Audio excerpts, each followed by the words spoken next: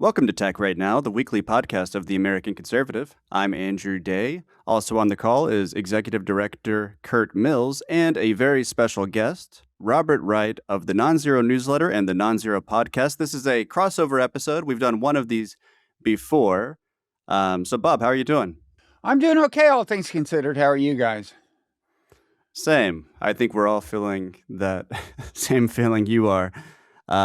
Bob, you usually like to start our conversations by asserting dominance, by ribbing me a little bit. Is there anything you want to get off your chest before we get going? Oh, I didn't come prepared to rib you. It's been so long since I was doing it on a regular basis. I've been ribbing other people since you left my media empire. So I'll have something by the end of the hour. How does that sound? Sounds good. How about you, Curt? How are you doing? And do you want to do any preliminary teasing before we start talking? No, we run a clean operation over here. I don't know what's going on. In contrast to which media empire, I might ask? Yeah. Hazing is not nearly as much of a modus vivendi as I gather it is a non-zero. So yeah, well, my father was a military officer, and Andrew's father was a lifer too. We both come from military families, so hazing. We both understand hazing. Certainly, a couple Army brats lived on the same military base. Actually, though not at the same time. Not at the same time, needless to say. So yeah, we have a lot to talk about. I mean, one is Iran. It looks like there's probably going to be a war, in my opinion. At the time of our discussion, and today is Wednesday, the time is a little after 4 p.m., it's been a little confusing whether or not exactly talks are going to happen on Friday. It looks like they are, but that's changing quickly. So we'll talk about that. Another topic we'll discuss is artificial intelligence. Bob actually has an upcoming book on artificial intelligence, and we're going to be exploring specifically the so-called AI arms race between the US and China. Bob, I imagine you don't love that metaphor because it kind of accentuates the zero-sum dynamics and because you think there are a lot of potential dangers associated with AI. And then at the end, we'll talk a little bit about Venezuela and the implications for Cuba, which looks awfully vulnerable and isolated at the moment. But as I said, first with Iran, ever since the end of the 12-day war last June, like right after the ceasefire, I wrote an article called "This War Isn't Over." So I've been expecting this war to resume ever since the protests that started late December, and then Iran's response to the protests, kind of violently suppressing them. I don't know exactly what to believe about the numbers that we've seen, but I think it's fair to say they violently suppressed the protests. It seemed obvious to me that a war is probably at least imminent, that Trump's going to strike. I hope I'm wrong. I know some smart people were less sure about that than me. So, Bob, I kind of hate for my first question to you to be asking you to predict the future and also get in Trump's head. But how are you viewing all of this? Does it seem like we're heading toward war? Trump has a preference seemingly for quick military actions that don't lead to a long war or American casualties. So how does that figure in here? What are you thinking? Well, one thing I wrote right after Venezuela, I wasn't alone. This wasn't really a blinding insight. But in saying that, the trouble with him getting positive political reinforcement for Venezuela, thinking, hey, this worked out okay, no great cost to us, is that he's going to be inclined to repeat the exercise. I might note, if he were to consult me, that Iran is a different country from Venezuela and in a different part of the world. But maybe you guys can. I mean, you guys know Magalan better than I do and probably have more insight into his psychology. But there is this irony, right? Like this, as I see it, this whole march toward war, if that turns out to be what it is, started in the context of the Iranian government suppressing the protests. Trump said, if you kill a bunch of protesters, you'll pay. They killed some. And he said, well, okay, but if you execute any, then, and so on. But so we wound up here. But the negotiations, I gather, are going to be mainly in another realm, the traditional realm of, the nuclear program and trying to get them to rein in some of their conventional weapons. I mean, I'm sure Trump, if there is a deal, will want some window dressing about, and they said they're going to be less repressive. But there has been kind of a shift of theme here, right? That's not traditional realm, though, right? I mean, they've widened the negotiation. This is what the Iran hawks and the Israelis have long wanted, which is a negotiation not just on the nuclear file, but on the missiles, the proxies. I mean everything. But I mean, it was originally like human rights war, right? Like it's because you're repressing protesters. And now, it is back. We're talking about weapons again, nuclear and conventional. That's what I meant.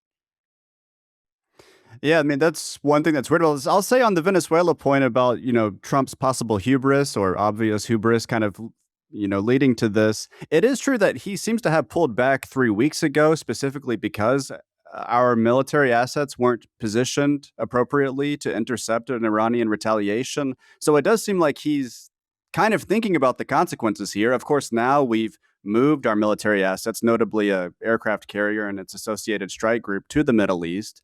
To make it possible to do decisive strikes as Trump apparently wants. And I do think that's what's going to happen. But yeah, the point that you raise is what's interesting because as we moved those military assets, Iran successfully squashed the protests. So now that they've arrived, it's like the supposed cause of war is no longer relevant.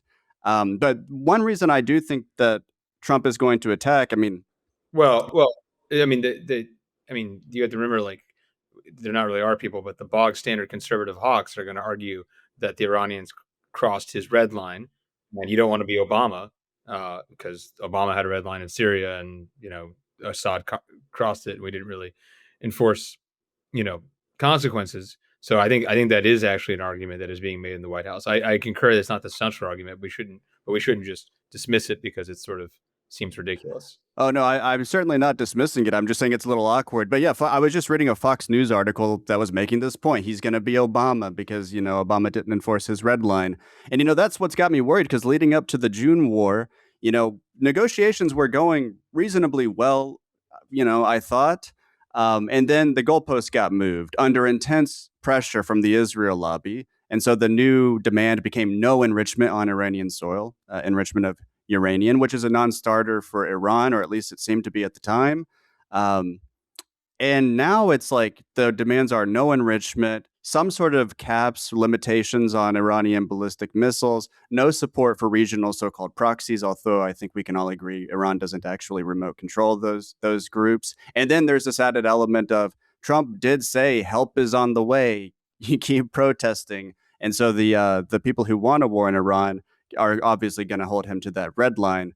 Although I think that's, maybe you guys disagree, I think that's the kind of thing that Trump can generally weasel away from. Like, oh yeah, well that's what I say. The actual substantive negotiations, if they happen, I think are going to be about the traditional issues of nuclear enrichment and conventional weapons. I mean, that has been the big concern. It's Israel's big concern. It's been what we've focused on. And we're back in that territory, even though supposedly what started this whole thing was concern about human rights or something. That's what I mean. And that's why, do you guys have some sense for what Trump might find acceptable in terms of concessions? I mean, he's been pretty clear that he himself, if he was, if he had totalitarian control of this issue, he just wants a better deal than Obama, and he wants them to not have a nuclear weapon. He had that on April, whatever, like 15th, 2025. I mean, the Iranians' opening bid on enrichment was below what the JCPOA was. I believe it was 3.75 for the Iran deal one, and their opening bid was literally lower than that, 3.67. And he said that. He said it on the plane, Air Force One a million times, just like, I don't understand what's taking so long. Just sign something, et cetera, et cetera. I want a deal. But he's in bed, both with conservative hawks in his own party and in Congress, and within, I would say, the sort of News Corp empire, and then additionally with the Israelis who don't want a deal. They don't want any deal at all. And the only deal that they would potentially accept is like in a complete gelding of the regime that the regime's not going to accept because it makes no difference between just basically regime collapse at that point. So I don't think history is written. I'm a little less probably bearish than Andrew is. I mean, I think the history, needs to be remembered where, we was close to a deal or at least we were negotiating, which is not true under Biden last spring. And then basically everything's better and everything's worse, right? Like the fact that we're negotiating, the fact that we're even trying to solve this issue is better, which in some ways is better than just ignoring it, as the Biden team largely did.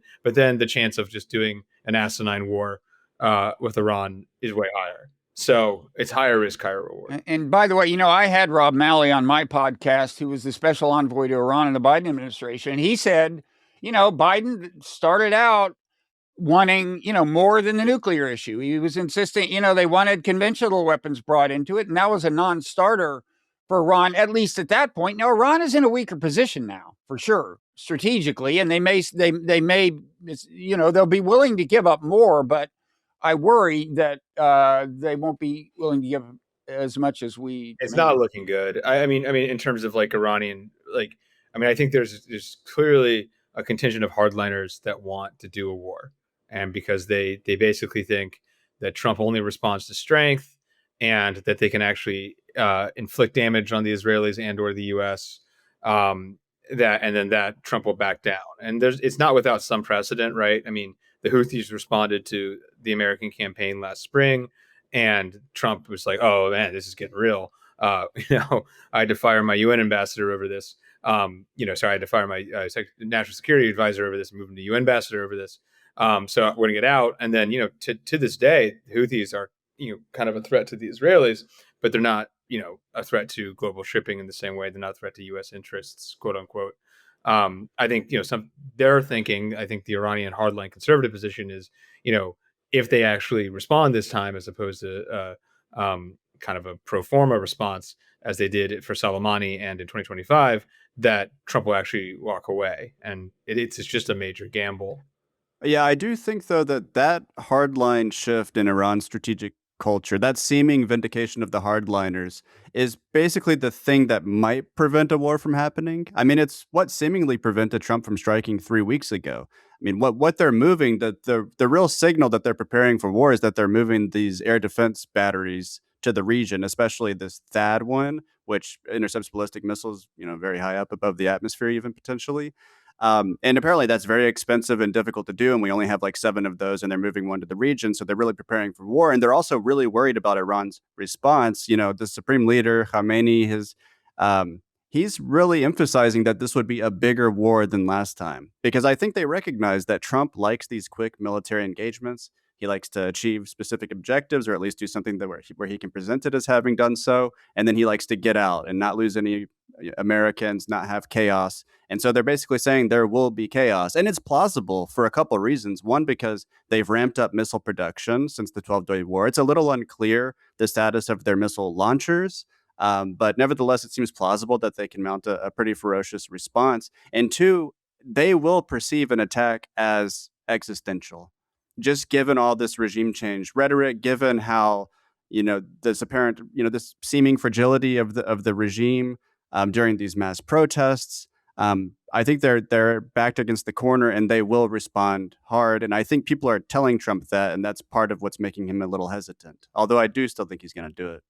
Yeah, I think if you're wondering how Iran would respond militarily, the big factor is the second one you mentioned, which is the fact that the regime is feeling more imperiled domestically. Because as for their missile arsenal, it's certainly no more robust than it has been in the past before the 12-day war, when they exercised great restraint at various moments. And of course, this is the irony of the whole thing: is the narrative that we should be terrified of Iran and should be ready to fight it at any moment and even start the war is premised half the time rhetorically on the idea that they're like these crazy mullahs who might do, if they had a nuke, they'd nuke Israel without worrying about the consequences.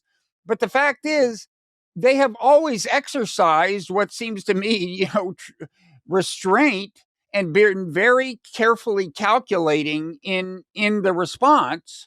You may remember, even after we killed Soleimani, they basically made sure that their token retaliation wasn't going to kill any Americans by, I think, tipping us off. And then the same with the Qatar retaliation last time around, completely token. And what I want to know is, will they really? Because look, the reason they're so restrained is they know America has a lot of military might. So does Israel.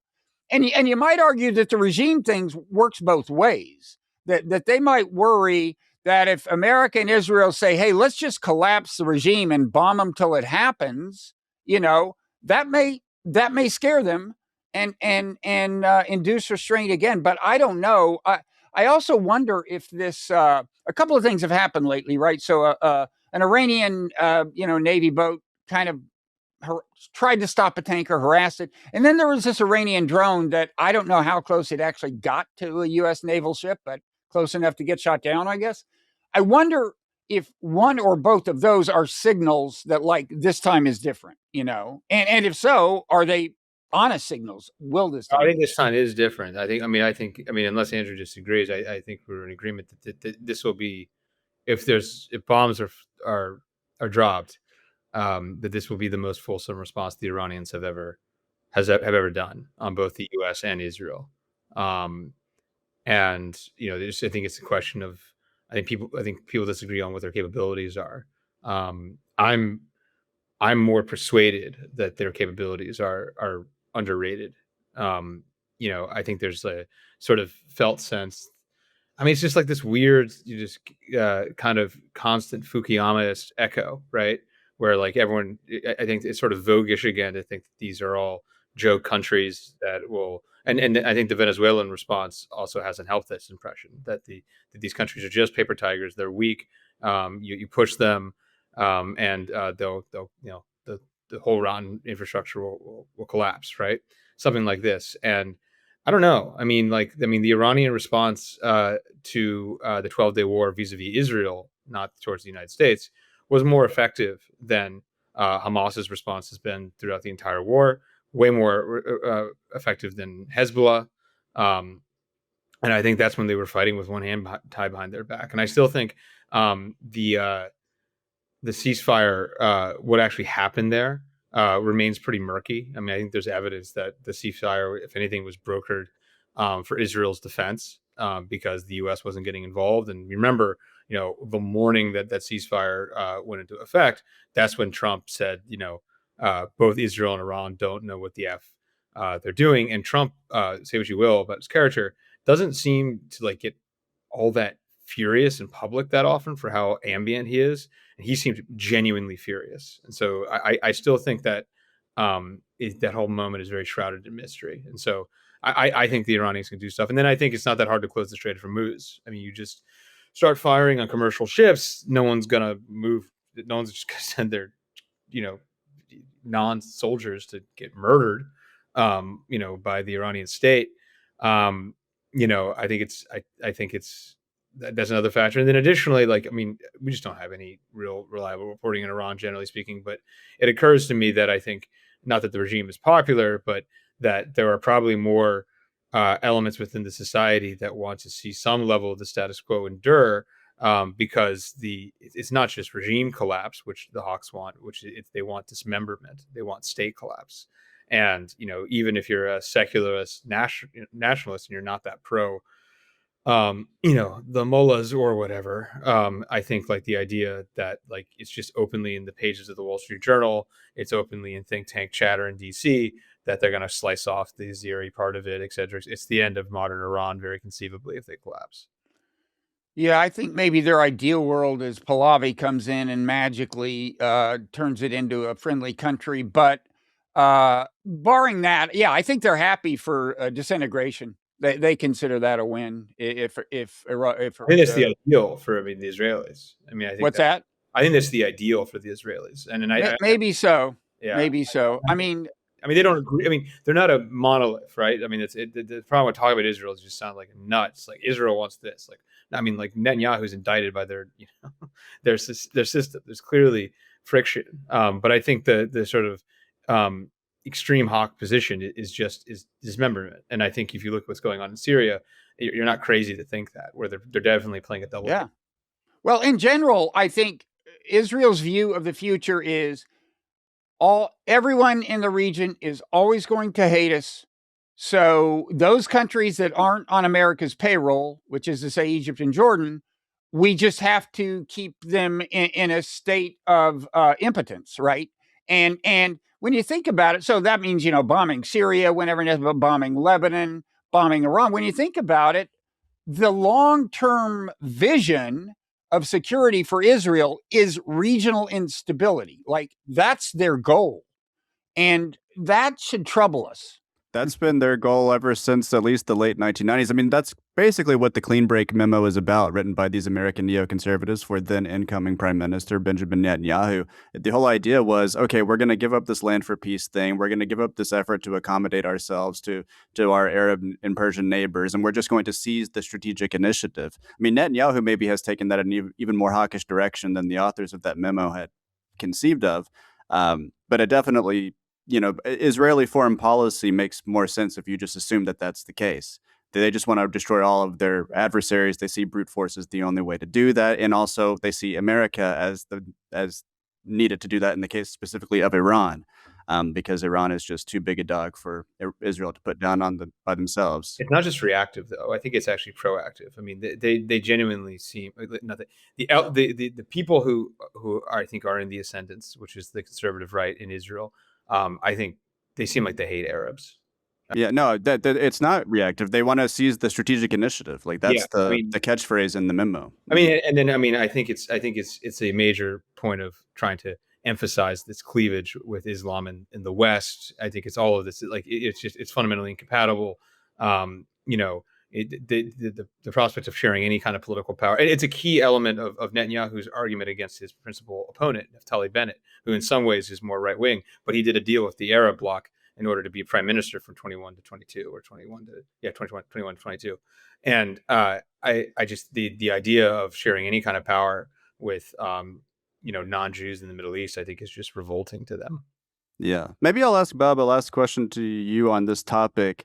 Just kind of devil's advocate. And in this case, I genuinely do not believe in the devil's advocate position, but I'm just curious to hear your response. Some people in Israel, they think, this is all kind of working spectacularly well. Like they've degraded the so-called axis of resistance, like Hamas, Hezbollah, the Houthis to a lesser extent, actually, but, some of these other militias and stuff in Iraq and Syria. Syria itself collapsed, the Assad regime collapsed. That was a major partner of Iran. I think the general perspective among not just Netanyahu, but even people who normally disagree with Netanyahu on domestic policy is that they should keep this up. And this whole strategy is basically working. All of their adversaries are weakened, and they're like stronger than ever. How do you respond to that? And do you think there's any truth to that? You mean that there is a domestic consensus behind this within Israel? I think there definitely is. I mean, do you think there's any? Do you think it's a reasonable consensus? Oh, well, I mean, first of all, I'd say October 7th has probably wiped out any resistance to that view within Israel, more or less, as a political matter, right? I think they're more militant than ever. Not shockingly, I mean, when you look at what 9/11, a much less threatening thing, did to us, people react strongly and often, in my view, irrationally, but it happens. And I think it's happened there. And I think, I think there's more support for ethnic cleansing of both the West Bank and Gaza and a lot of things since October 7th. No, I don't. I mean, first of all, as an American, I'm not happy about a long-term strategy of just continuing to bomb neighbors and destabilize neighbors and induce regime collapse whenever that seems to make sense. I think building stability is just a good long-term goal for everyone. I would say even including Israel, although I admit that it's a challenge in that part of the world. But, on the other hand, I think if this had been a goal of the U.S. and America, and they pursued it in concert, like actual regional stability, which would have meant a very different policy toward Iran, which would have meant most recently actually pursuing the possibilities opened up by the Obama-Iran deal, for example, actually trying to draw Iran back into, the global community and the economy and so on. I think it's been, creating a stable region in which Israel can feel secure without bombing people all the time was a real possibility and is still not impossible. But yeah, that's my preference is peace and stability. Because look, you keep playing this game for long enough and just bad shit happens, right? You can't roll the dice every year forever without regional conflagration or something unanticipated. or some, black swan like a bioweapon or, a nuke nobody knew about or whatever. So yeah, I do not favor the current approach. Carrie, I'd be interested to hear you also respond to the same thing, but also, Marco Rubio, I think we can reasonably assume is a hawkish driving force in the administration. Are there any people in the White House who you think are, counseling Trump against striking Iran? Um, I don't think it's an environment. My understanding is that it's an environment that's not, um, it's not very fractious, and I think sides are loath to really have it out and fight on uh, political matters. And I think this isn't true in general. That's not to say that there isn't like extreme rivalries uh, and maneuvering. I think the immigration portfolio is an example of just different competing players like Miller and Homan and Nome and Lewandowski. But like all of them are with President Trump and with MAGA, right? And so kind of. Uh, I mean, I still think the Signalgate leaks were very instructive, where like all of them were saying, you know, this is what President Trump wants, right? And so like that's kind of limiting and different, limiting in the sense of like the Overton window for debate, than say like the first term, where I think like you openly had the brass and the conservative establishment, right, generals and oilmen, and against the populist right, and sometimes they agreed, right? I mean, we can talk about the first term, but I think it's not super germane right now. I think the people who are counseling relative restraint, I mean, like, first of all, I mean, it can be a little surprising, and it might be a distinction about a difference. Like, I wouldn't typecast like Kushner, who I think is like obviously extremely tied to the Israelis and like would not be my first choice to have this level of authority. I don't think like Kushner is an extreme Uberhawk uh, counseling for war with Iran. He may end up just supporting it, but like how entangled that the family increasingly is, and the president's friends are in business interests in the Middle East is probably like, I mean, this is a pro graft argument. You can Well, the graft. we find our hope where we can these Yeah, days. the graft itself may be a stumbling block to war, right? And I think you have seen that from people like Kushner and maybe Wickoff, and so like they are less unrestrained hawks than say uh a Rubio or other people like that. I will say Rubio is kind of just like a bog standard hawk, except for on Latin America where he is the uber hawk. And so like I think you saw him today, like it's just neocon crap from 2014 with the guy. I don't, respectfully to people on the new right who thought this was a different guy, especially on foreign policy. I just don't see what they're seeing. But you know, I think that it's actually fairly constrained, which in some ways, if we don't do a war on Iran, it's like, well, actually there was more nuance here. If we do it, it's because I think there wasn't a lot of open debate, is my understanding, which actually bizarrely increases the importance, I think, of what we do, and then additionally people who are higher profile, like the Carlsons and the Bannons, and I think they're actually extremely important, and I think they are talking to the president, and they are more free to do it. And then in that way, it is very, very like the first term, where like, yeah, there are cabinet officials and yeah, et cetera, but like, who's Trump talking to? Who are the old cronies from New York? Who are his friends in media? And that was extremely important. So Yeah. And I'll be on Lindell TV on Friday doing my part, arguing against this war. But yeah, your kind of capitalist peace theory idea, or like crony capitalist peace theory, I mean, it makes sense. I do think that that's a factor when it comes to both Witkoff and Kushner and their ties to especially these Gulf countries that, unlike during the Obama administration, now seemingly don't want. Trump won. I mean, Mm, there's the little muddying of the waters that we're not really sure what this Saudi defense minister who apparently had indicated a more hawkish rhetoric. It's not clear if that's being spun. I think it's being spun. I really do. Mixed things, but Yeah. I think base case being spun. But like, the driving force, and I beat up on Israel a lot, but like the driving force for confrontation with Iran, and to a lesser extent with Qatar in term one, were the Gulfies, right? Where a lot of the Saudi and UAE, Saudi has majorly changed in general. Yeah.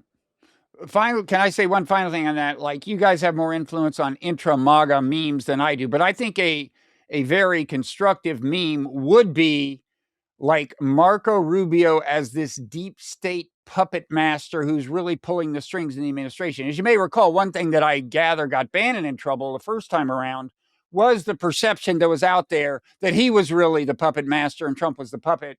And I think, look, it's not a crazy meme, right? I mean, Rubio is kind of a deep state plant in a way. I mean, he's standing up for the neocon foreign policy that supposedly was rejected by the true Donald Trump. So I don't know. I'm all say, for that. Bob, the print issue that we're putting together this week doesn't have your suggested marionette image. My dream cover. It doesn't have my dream cover. It's not quite the dream cover, but it's something approximating it. All right. Be on the lookout for that. I look forward to it. Marco Rubio is definitely centered in a way that you would appreciate, Bob. God bless. God bless you guys. So yeah, let's move on to China AI stuff. Artificial intelligence isn't a topic that we talk about often on this podcast, but one that I think we agree is very important, and we want to hear more about it. And then I'm interested specifically in the China angle, and even more specifically in how you think that Trump is handling this whole situation when it comes to the so-called AI arms race with China. I mean, I've heard some complaints even from like Obama liberals like Ben Rhodes, etc. They complain that Trump is giving China chips, or that he authorized these high-end chips to be sent to China. I think that might have gotten held up recently or something. But what do you think about that issue, and how generally do you grade kind of Trump's approach to this? I mean, first, let me say that AI broadly, I think, puts him in a possibly difficult position, because I think within the MAGA coalition, you've got on the one hand these kind of, you might say, Burkean conservatives who don't like this rapid, technological change and the turmoil it causes and so on. And you're seeing some of that on the Bannon podcast. Joe Allen, who was on my podcast, what's that? You had him on. Yeah. He's very, concerned about this. J.D. Vance, you might think, would be, because he kind of grew up, his upbringing suggests he might be this Burkean, but then he winds up in Silicon Valley. So he's been something closer to an accelerationist on AI. And I predict that over the next couple of years, as the next election approaches, he's going to feel more and more awkward about some of the accelerationist things he said, which are on videotape. As I think more and more turmoil is going to be caused in the job market and elsewhere by AI. But anyway, as for China, I mean, there's a lot there. First of all, it's a huge talking point for the industry. Whenever the AI companies are saying, you can't regulate us, and we would like subsidies for the data centers, and they've had some success with that within the administration. If you challenge any of that, they say, but what about China? We have to win this existential race with China. Trump says the same thing about crypto, which I think it makes less sense in that case. Yeah, I don't know. It's all a race. It's all a race. We got to win. Yeah. Now it's interesting. The two companies, aside from Google, and my own, I am more, if I had to be closely aligned with one of the three, leave Musk and Grok aside, but between Demis Hassabis at Google's DeepMind, Dario Amodei at Anthropic, Sam Altman at OpenAI, I would take Demis Hassabis, because he agrees with me that ultimately, and he's said it more and more earnestly, ultimately, this technology is really going to demand some degree of international cooperation if we're going to keep it under control. I'm a strong believer in that view. Now, as for the other two, Sam Altman and Dario Amodei, they use the China talking point with, I would say, kind of different motivations. I think with Sam Altman, it's just purely pragmatic. It's like, hey, we keep them scared about China. They won't regulate us. We'll get subsidies. Fine. And probably ideally in his world, we won't sell them chips. I'll get back to that. Dario Amodei, is a true ideologue. He is a true China hawk. And I kind of respect him, I guess, for this not being just a cynical lobbying ploy to warn about China. But if you read his essay, what was it called? Machines of Loving Grace, not the most recent one, but a couple of years ago, he says, look, our goal should be to, he's a big proponent and a sincere one of the chip controls. We should use our technological dominance to get to this point of superintelligence, at which point, and he's not alone in thinking this. A number of people in the field think this, that, this thing is starting to accelerate. And then when you get to the point of superintelligence, it's accelerating so fast that whoever gets there first has like total dominance, not just in a strictly military sense, not just autonomous weapons, but things like, take out their infrastructure or even mount a persuasion campaign on their social media and start a rebellion, whatever. They think you'll have almost magical powers when you get to superintelligence. And Dario says, we got to get there first. Well, he says this coalition of democracies, there's a real neocon flavor in maybe the better sense of the word. Not that I like any of the senses, but it's kind of relatively ideologically pure in his rhetoric. This is Dario. This is Dario, and he says, we got to have this coalition of democracies to confront the coalition of authoritarian nations, and we will get to superintelligence first. We will bring them to their knees, and then in the essay he says, and by the way, he doesn't mention China per se, but it's clear who he's talking about. And he has co-authored an op-ed with Matt Pottinger, for God's sake. So he's not concealing his China hawkism. So this is a little bit similar to the way Alex Karp of Palantir talks. Oh yeah, I'm sure Karp and he are. Doesn't Pottinger work for Palantir? If memory serves, I could be wrong. He may now. I mean, he was in the first Trump administration. Yeah. But he's an uber China hawk. So anyway, the last thing I'll say, it's a lot of the West talk, and we're absolutely. And this is right. I feel like I just bear baited. Liberal democracies. It's kind of Biden-esque in the sense of viewing this Manichaean struggle between coalition of liberal democracies and the autocracies. And by the way, Biden really ramped up the chip export controls, although they kind of started in Trump 1 in a smaller way. Well, and you saw, I think that you saw kind of the Dems and the right kind of be scrambled on the reaction to the NVIDIA thing, and then again, if it's hard for me to frame, if you're against confrontation between societies, then this would be another pro-graft argument, right? Because there's the Jensen Huang person, I think, is pretty enmeshed in the administration. I don't know. My basic. Sorry, I feel like did you? No, I mean I can get to stuff later. Go ahead. No, well, I watched your interview with the two women whose names escape me. Yeah. What were their names? Alex Hanna was one, and the other was Emily. Oh shit, what's her last? She coined the term stochastic parrot. Yeah, she was the professor. Yeah, right. And then, yeah, I mean, not to make you gossip about previous guests in the public forum, but like, I mean, what did you? Were reviews changed at all by that? I didn't notice any. Well, do they downplay AI, or they? Oh, they are a very small subset of the discourse, I would say. They're claiming that AI just doesn't amount to anything. It doesn't work as well. Like, I'm confused to think that it's a useful tool in journalism, and they just it was very interesting. I mean, and then additionally, it was I'm not trying to pick on them. I think it is. I think this, but we're talking about how the different ideological factions are responding to it, and how the right is handling it, and it's a very, it's kind of a reminder of like the sort of still primacy of the academy in a lot of left-wing conversations. Like they're just like literally tone policing and controlling what you're saying. And then at a certain point, like, you were just, they were arguing. One of them was arguing that, like, you're wrong to believe this useful to you as a researcher. Like you can't claim that, like, even though, like, you objectively think that's true. And then additionally, like, it is merged with this, sociological argument about efficient corporations, right? So it's like, actually, corporations are highly inefficient and incompetent and dumb, and so accordingly, even if they think this is useful, it's all a crock.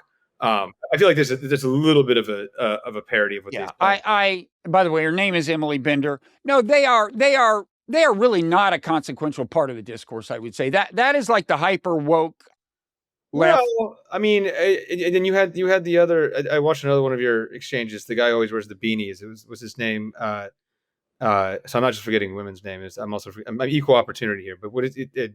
They do this sort of like very left wing kind of communistic podcast. Danny Bessner. Yeah. And he also is not Davison. Not as cartoonishly, but he's also like a skeptic. Well, yeah. No, it's true. There's a reflex on the left about that manifests itself in AI somewhat to just say it's all corporate hype.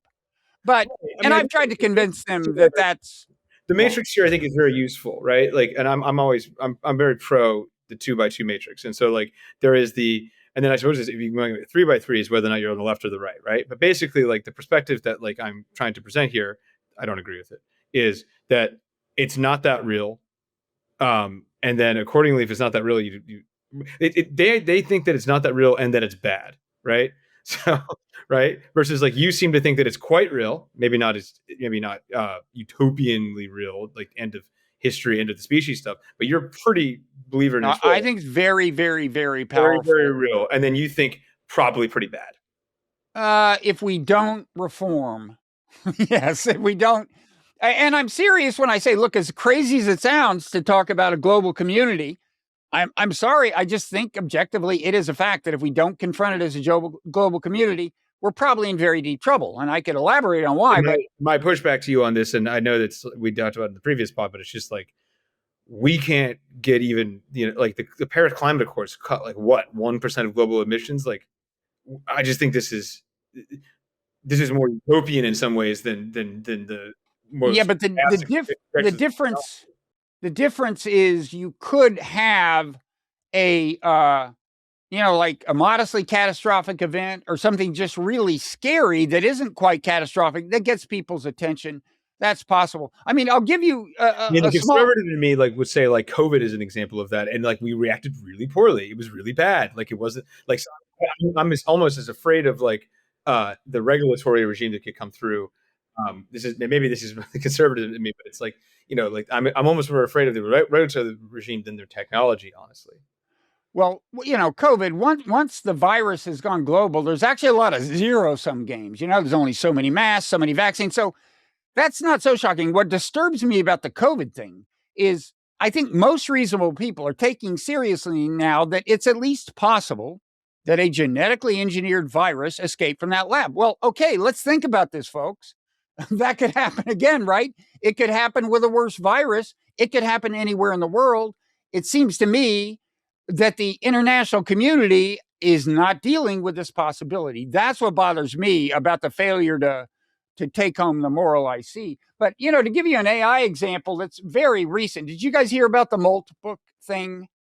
So they set up, so first of all, you have these more and more powerful autonomous agents, AI agents, and you can kind of set them loose and they can be surprisingly proactive. Anyway, somebody then set up a social media site for them, or not a social media site, it's like Reddit for them, agents only. And then it kind of got corrupted in various ways, and humans could do some puppet mastering and so on. But leave that aside. What did genuinely happen is that there was discussion among the agents. Some goals emerged. They talked about how to pursue the goals. And that wasn't illusory. That's not just that they have sci-fi books in their training data. Well, I mean, there's actual studies. Well, in a way, as for that, I mean, there were some sci-fi-ish themes.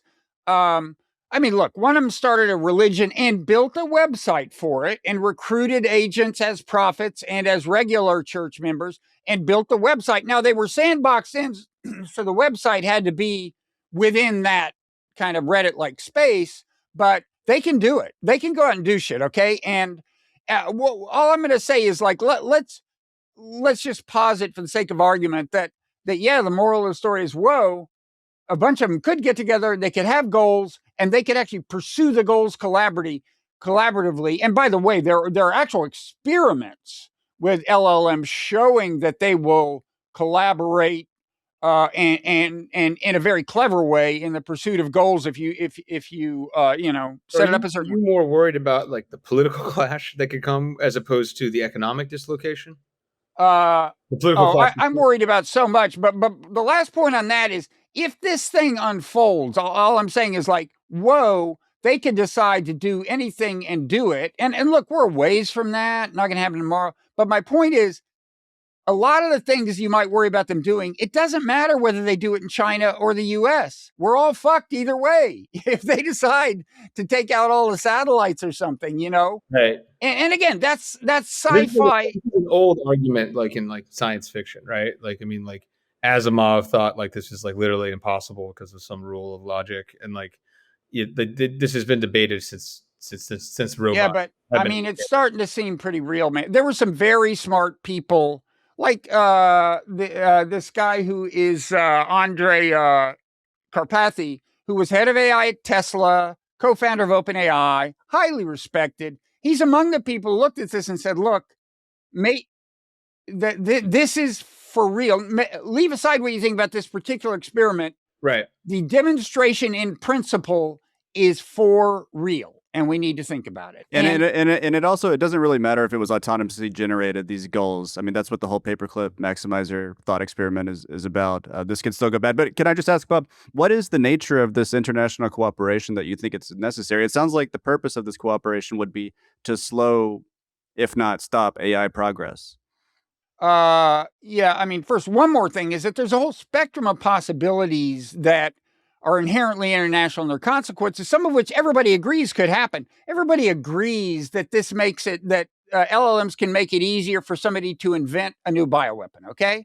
Everybody agrees that. Well, that's the whole planet, if it's a virus, right? So there's just a lot of examples where it's not enough. The U.S. cannot be secure by regulating AI within the U.S. That's my point.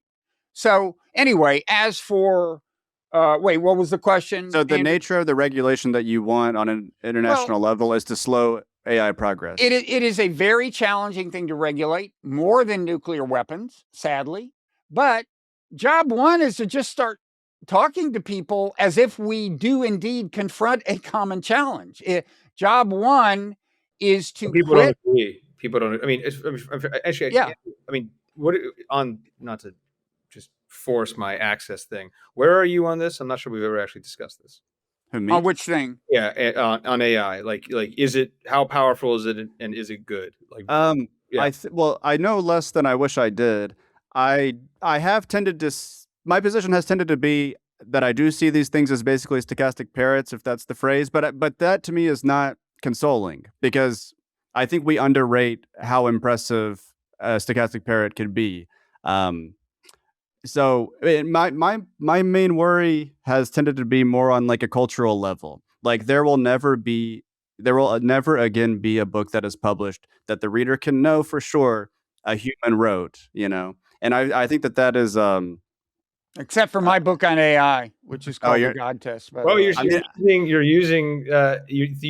the research assistant is useful, so the seeds of doubt are already there that this thing's being written. Yeah, I guess I'm more concerned about the composition, because I'm not like a death of the author kind of guy, if you know that like French pomo term. Like when I'm reading a novel, I feel, if I'm enjoying the novel, I feel connected to the author, like on the page. And I think that experience is going to be gone. Also, just, our visual media, anything that's mediated through a screen is going to be untrustworthy. I mean, we're already seeing that. I'm already, with increasing regularity, unable to tell if videos are AI generated or not. I think that could have some positive repercussions, actually, as we kind of have to like leave our screens and be out in the real world that we know is actually real. But my concerns are more in this area, and I've tended, not because I've thought about it as deeply as I should, but just as a kind of default assumption, I've tended to assume that the economic warnings are probably overblown. But I'm not high confidence on that. Well, I mean, just this level set where I guess where I am. I mean, I have really changed towards it's pretty powerful and it's going to be pretty good. Like, and I know that sounds like the lame utopian version. I mean, I'm probably like a 7 out of 8, 7 or 8 out of 10 on both scores. Like and it's grounded in like, well, what do we know for sure? What's already happened, right? And I don't think we have seen. I think it could totally happen, but we haven't seen mass job dislocation. And I do think the technology seems pretty useful, and I do think the side effects seem not that bad. I haven't been super fooled by AI videos. Like, again, I know this is a change, but like I do think it's incumbent upon people who want extreme action, which I think, Bob, you do, and people who are extremely doomer to ground it in like actual facts, not prognostication, especially because the truth is nobody knows. I mean, these guys all disagree with each other. The leading CEOs, the leading scientists, they're all over the map. And so this is a complete leap into the dark, as most of the history of the species has been. I agree that this is hypothetically terrifying, but so are nuclear weapons, right? So we're almost every change in the history of humanity. So I don't know. That's just kind of where I'm at. But it does seem as if, I mean, Musk says a lot of things and he proposes a lot of projects, but I do think, he didn't get a $1 trillion net worth. We're approaching that out of nowhere. He does know a thing or two. And like, I do think I take seriously some of the utopian things he says about it. He's also says dystopian things about AI. Well, he says a mix, right? So I mean, yeah. That was his motivation for getting into it. Is if you leave it to Google, they will let the super intelligence kill us all. He hates and I do think I used to be more skeptical of its power and less bullish when I lived on the West Coast, because I would say like the median person I encountered on this was something like it's extremely powerful and like maybe humans don't last forever, which was like, okay, that's not really what I want to hear. And I think that's what Elon generally is responding to, both in atmospherically, but also specifically. And I think he shares this leitmotif all the time, or did historically, about arguing with either Sergey Brin or Larry Page. Yeah, but they weren't arguing about how likely it was that we're toast. They were arguing about whether it's a good thing. I mean, right. Brin was fine with it, basically. So anyway, I would say, look, a lot of good will and can come from it. I've made good medical use of it myself, and I use it. It's amazing, and there will be scientific breakthroughs. I want to emphasize, though, one thing I'm worried about is the sheer pace of change. And just our ability to absorb a lot of radical change fast, because I think we are starting to see the acceleration. I mean, more and more, the fact that it can do the coding is accelerating progress within the AI labs. Look, just yesterday, there was a big crash of software stocks because people looked at the capacities of Claude Code and this offspring from it, both of which are very recent phenomena. I mean, this variant of Claude Code and the whole thing is like it's only come into view within the last couple of months. And then yesterday, the market realized, man, this could wipe out all these software companies, and that's true. And there will be more of this. They will realize that it's a threat to more things, and I'm partly worried about the sheer speed of change. And I might say, if you're worried about China, one thing I would worry about is they will do a better job of keeping it from destabilizing their society than we do. And that will mean we are either a society in chaos or a society that is ripe for the kind of authoritarian takeover that supposedly is the whole reason we don't want them to win, right? Although the COVID scare also would say the opposite. I mean, like they actually responded by making their society a lot more totalitarian than ours. I mean, no, that's what I'm saying. That's what I'm saying is they will keep it under control one way or the other, and it will continue to be a coherent, ordered society, whatever you think about how they're doing it. And we will let AI, if we let it proceed too fast, destabilize our society. That's what I'm saying, which can invite authoritarian takeover. Chaos invites authoritarianism. I'm having some trouble imagining what you're imagining. Like, what is that? I don't disagree necessarily. It does seem like the velocity of social change is increasing, and that's inherently worrying from a, as you said, Burkean conservative perspective. But what is this massive social disruption look like arising from AI? Well, I do think the job picture is going to be very dramatic. In fact, it's interesting that this thing that happened this week, the software stocks dropping because people thought, wait, these companies might bite the dust. That's a whole new dimension of the job concern. We had been thinking like, wait, if this increases productivity within companies, won't they lay off workers or not hire more? And I think there is some example that a little of that's happening, but this is now a whole nother thing. Wait a second. If whole companies go out of business rapidly, that's an employment problem. So Where it's do a they mass find work? unemployment. Yeah. But you're not imagining that these AI agents that you mentioned earlier are going to like work against us in some concerted way. No. I mean, the sci-fi scenario is not crazy. Yeah. And I try to show in my book that you can't dismiss it totally, but it's not the nearest term source of instability or even catastrophe. Again, if somebody invents a bioweapon or unleashes an autonomous self-replicating AI agent that's going from infrastructure to infrastructure, wiping shit out, that doesn't require the sci-fi scenario. But I think that, I mean, again, not to just keep disagreeing, but like I think we also have to respond to the stagnation argument. Actually, I mean, like that the U.S. and a lot of the developed world is actually quite stagnant economically, and that I mean, we have to square this with that there actually are all these problems. You know, generational wealth is highly unequal. Housing is a huge problem. Education is a huge problem. Healthcare is a huge problem. And like, you know, just to say like we can't roll the dice on this technology, and in fact, we need to entrench the status quo we all think is kind of miserable, or at least super majorities of Americans think it's miserable. I mean, for decades, people have been saying the country's going in the wrong direction, more or less. Like, I think that's also like requires a burden of proof, right? Like, I mean, like I do understand like this is like fundamentally, I mean, I don't know, just like trying to embalm the way the world is right now.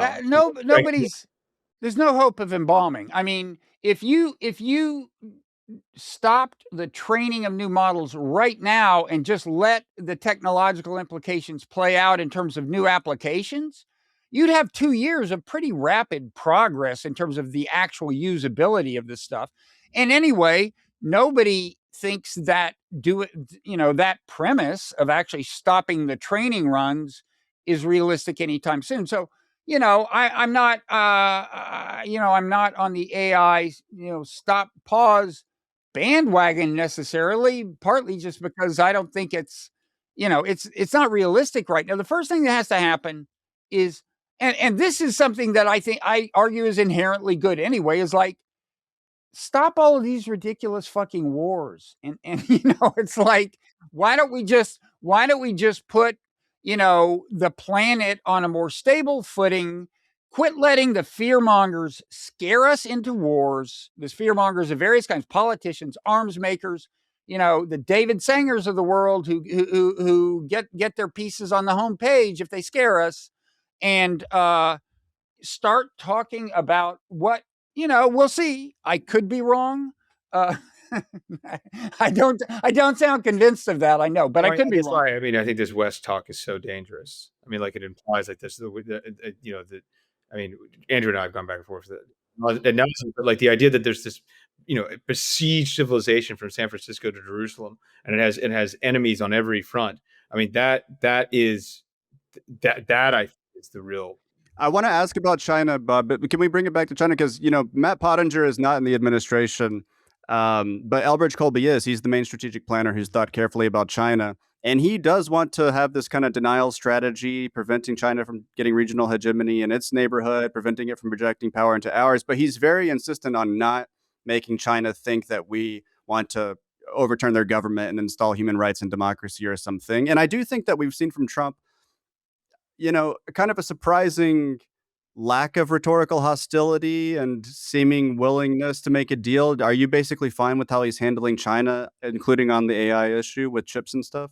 Well, there's a couple of points to think about on AI and China with respect to Trump. On the chips thing, look, I don't have a super strong view, but one thing that has failed to surface by and large in the dialogue over the chip restrictions is that the chip restrictions, as they had been, especially before this thing Trump did, but probably to some extent now, they do make it more likely that China will invade Taiwan. I mean, look, let's look at the way things were 4 years ago.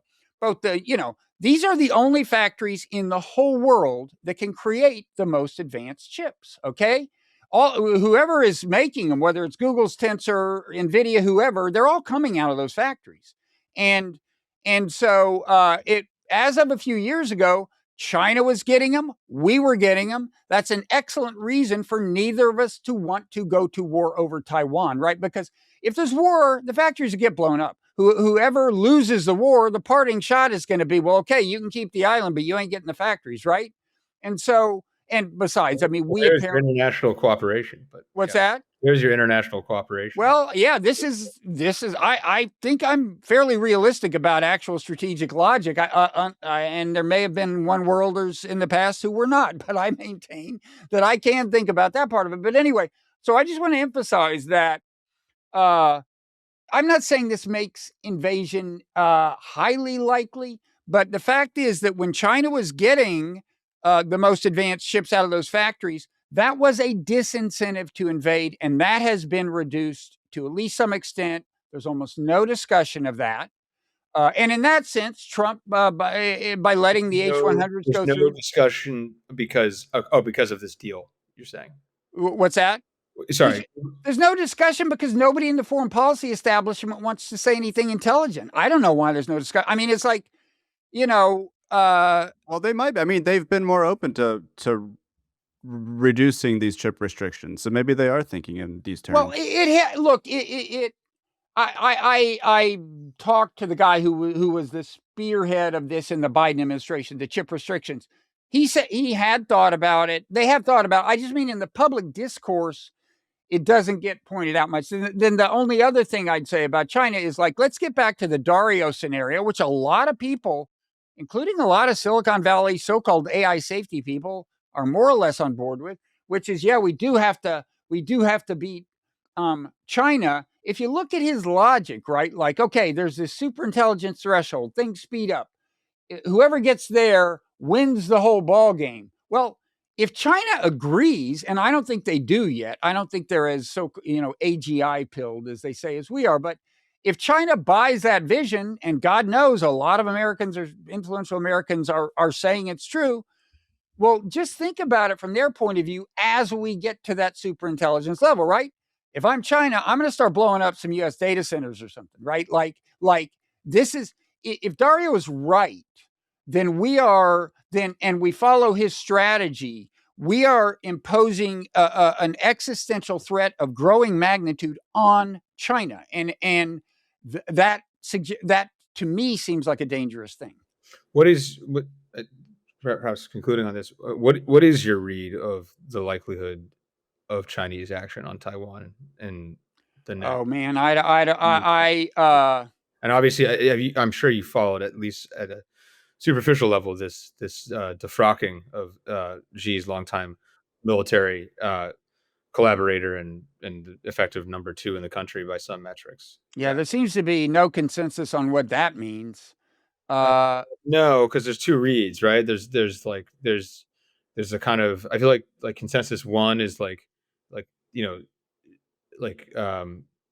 chairman as Stalin kind of thing, like, Stalin purged the Red Army and purged the political echelons, and thus accordingly was not preparing for a major war and was like blindsided by Hitler, and that's also why he signed the Molotov-Ribbentrop compact, something like this. So like I think that's basically the conventional read, is like, you don't purge your military for preparing to uh, do a military operation that's unprecedented in Chinese history. But I'm fairly persuaded actually by the other one. I'm not sure, but like I think it's been more authoritatively argued that this was the last stumbling block on just true and complete autocracy on military affairs, and that the politicians are somewhat afraid of the PLA, and that's less a factor now.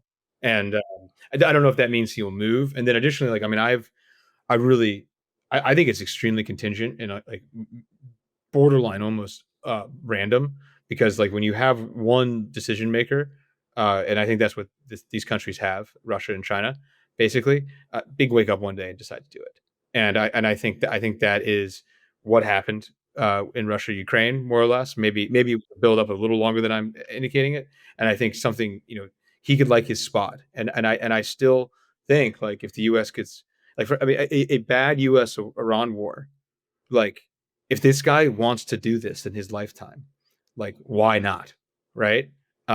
And You mean once we use all of our air defense missiles defending Israel, now's the time to go? look, unless you think it's just like, he's just saying stuff. He's really not going to do this in his heart of hearts. This is for domestic control. China doesn't have it in them. They haven't fought a real war since Vietnam, and like which didn't go great for them.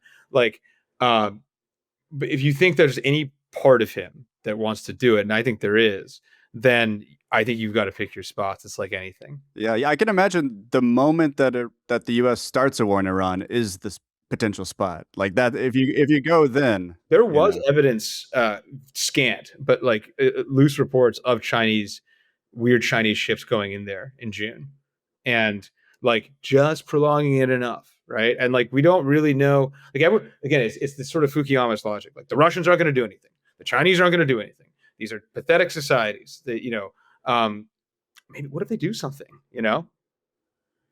It could happen. I mean, I would think that maybe lately Trump has made that a little less likely by releasing I don't know what's happening with those H-100 ships, but I think they just got held up like So yesterday. this is a less. They're under review.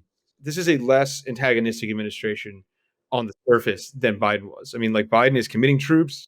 Biden was flirting with nuclear war with the Russians. They were dividing the world into axis of autocracies explicitly in a way the administration is not, even though interlocutors still do. Um, you know, that being said, like, if it does happen in the Trump administration, everyone's gonna look really dumb that the felt sense was this huge bait and switch. It was not true. And, one thing that worries me is, there is this idea we got to make Taiwan a porcupine and keep sending in weapons. Well, I personally think that one reason Putin decided to pull the trigger in Ukraine is we were arming Ukraine more and more collaboration. As he said repeatedly in his pre-invasion speech, Ukraine had become a de facto member of NATO. From his point of view, it was only going to get worse, right? It's like the longer you let this go on, the more formidable Ukraine is going to become. Might as well do it now. And I worry about that logic playing out in Taiwan. And the demographics in Taiwan as well, right? I mean, like, I've been there once. I don't know if either of you have, and it's like it is clearly, it's a gerontocracy battle. The younger people are more likely to support the U.S. and more likely to support independence. They're more liberal. The women are more likely to support the DPP, I believe, which is the sort of quasi pro independence center left party, as opposed to it's confusing because the KMT historically founded the country and but yeah, and so even with the sort of inverted demographics of East Asia, like the young will inherit the earth presumably, and so like this is just going to get worse and worse for them, and an individual consideration is that the new president of Taiwan, or the president of the last year or so, is legitimately like basically a de facto pro independence guy. And my generalized sense is the Chinese really, really, really hate him on a personal level, and that I don't, and I think it's maybe similar enough to the Putin Zelensky thing. I'm actually now more worried now than I was an hour ago. It sounds like you know what you're talking Well, about. I think like a year. I keep changing my mind. I mean, a year ago, I thought like it was probably overhyped. You know, but I'm now kind of like settling a little bit back into my default, which is that like they actually probably will do something, and and it's an interesting timeline on what they do. But I mean, Xi's not getting younger, like, and I mean, He's 72. I mean, he does smoke, but does he smoke a lot? what's that? Does he smoke a lot? I I mean, think he does smoke. I think he does smoke a I've never lot. heard that. Okay, interesting. I mean, basically, like, I don't know, like, how could these guys look at Biden and maybe Trump too, and just like think this is like, a high, blue chip ability to negotiate all these stuff. I mean, like, I think there's maybe something about hitting your 80s that is just less attractive to pull this stuff off. Putting aside how impressive it actually is on just a human level, that these guys are rolling like this in their early 70s. On the other hand, like, the leaking that we saw between Xi and Putin, that they think they're going to live to 150 with artificial organs and AI utopia or whatever. Like, maybe they're waiting a lot longer than we think. But I generally think, I mean, like, you know, like they might get a they might conclude, or he might conclude that Trump will actually do nothing, and that it's never going to be any better uh for them than this, right? I mean Trump has just enormous power. I mean, he can just say it's in the American interest to not do anything, and his base, I think, will stick with him. Um you Yeah. know Oh, I can well imagine him doing that. Trump has never been big on huge military commitments. He's been big on low cost high headline value interventions. And this would not be that. So I can well imagine that happening. I can also, though, imagine Xi feeling less of a sense of urgency because Trump seems to do realpolitik, right, and not be such an ideologue. The last thing I'd say is, I mean, on this thing is the domestic political considerations for Xi. They loom large for all leaders, right? Ultimately, and it's easy to forget that. But in Xi's case, a lot of what he's done by way of centralizing power suggests a certain insecurity about his hold on power domestically, and in ways that I can't begin to speculate on. I've got to think that his assessment of the impact of a war with Taiwan on his domestic situation would loom large. Does he think there would be a rally around the flag effect? There might well be, and he might well like that. It might be appealing for domestic political reasons, or he might worry that things aren't under control enough. I don't know. Well, I mean, also it depends like what you think of their economy generally, which is an enormous topic, and then it's what you think of what they think the Russians did, right? I mean, because the Russian economic response to the war actually hasn't been that bad, right? I mean, given the amount of like sanctions and isolation we'd have to impose on them, they recovered from it pretty well. And then additionally, like, I mean, does he want to run a war economy? Does he want to run a highly closed society that's cut off from the West, like, or the rest of the world? Like, I don't know. And then, like, are they a house of cards now? And that's accordingly. I mean, like, obviously, like, the Adam Chooses of the world have done this a million times on the Third Reich, like arguing that like actually they had to do these sort of things. And I also do think finally there is a sort of to an extent boredom of ruling for a very long time to a certain extent, right? I mean, like, he's done it for a while, like, and he's been talking about all this stuff, and like, what are we doing here? Yeah. It seems to me more like a black box than ever after this last thing. Him axing the head of the military. I don't know, and he had this weird upbringing. He had his whole life story is weird and intense. His father, a high-ranking party guy who is a victim of the Cultural Revolution, and that I do not begin to understand his psychology. Yeah. I think this brings us to the end of the conversation. We had said we were going to talk about Venezuela, Cuba, or at least do an update. I guess the update is that Marco Rubio's passion project seems to be continuing apace, and it seems like Cuba is now in the crosshairs, and they've been cut off from oil, not only from Venezuela, but also, I believe, from Mexico, which was providing essentially just humanitarian oil to Cuba. So we'll keep an eye on that. This is But off glass workers in Toledo voted for. This is yeah, exactly. But that brings us to the end of the conversation. I want to thank our listeners for listening until the end, and your listeners, Bob, at NonZero Podcast for listening. Absolutely. Let's do this again. I can host next time if you want. But let's Sounds do it great. again. I think we'll be posting this on our YouTube, but we'll use this collaboration feature. I don't know exactly how it works, but your viewers will also be served with the video, as I understand. I think this is a new thing YouTube's offering, so I think it'll officially be on your channel, but the algorithm will be more inclined to bring it to the attention of our channel's subscribers than it might otherwise be. Yeah. So yeah, thanks, Bob, and thanks for Curt for the illuminating discussion. See you next time. Yeah, thanks to both of you.